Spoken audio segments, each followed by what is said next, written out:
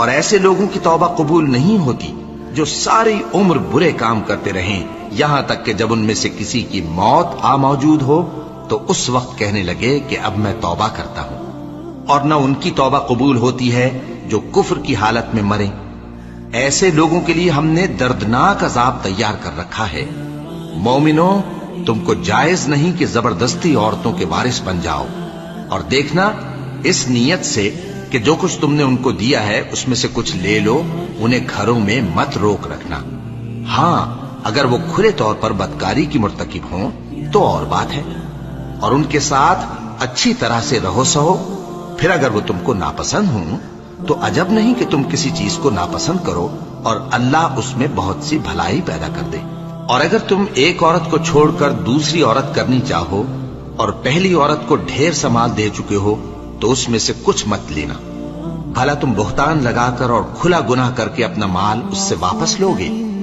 اور تم دیا ہوا مال کیوں کر واپس لے سکتے ہو جبکہ تم ایک دوسرے کے ساتھ صحبت کر چکے ہو اور وہ تم سے پختہ عہد بھی لے چکی ہیں؟ اور جن عورتوں سے تمہارے باپ دادا نے نکاح کیا ہو ان سے نکاح نہ کرنا مگر جاہلیت میں جو ہو چکا سو ہو چکا۔ یہ نہایت بے حیائی اور اللہ کی ناخوشی کی بات تھی اور بہت برا دستور تھا۔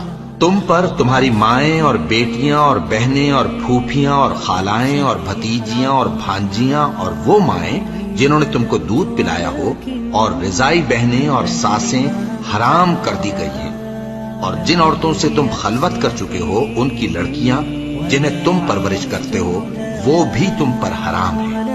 ہاں، اگر ان کے ساتھ تم نے خلوت نہ کی ہو تو ان کی لڑکیوں کے ساتھ نکاح کر لینے میں تم پر کچھ گناہ نہیں، اور تمہارے صلبی بیٹوں کی عورتیں بھی اور دو بہنوں کا اکٹھا کرنا بھی حرام ہے، مگر جو ہو چکا سو ہو چکا۔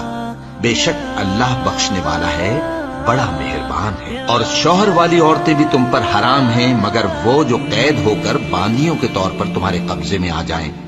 یہ حکم اللہ نے تم کو لکھ دیا ہے، اور ان محرمات کے سوا دوسری عورتیں تم کو حلال ہیں، اس طرح سے کہ مال خرچ کر کے ان سے نکاح کر لو، بشرطے کہ نکاح سے مقصود عفت قائم رکھنا ہو نہ کہ شہوت پرستی۔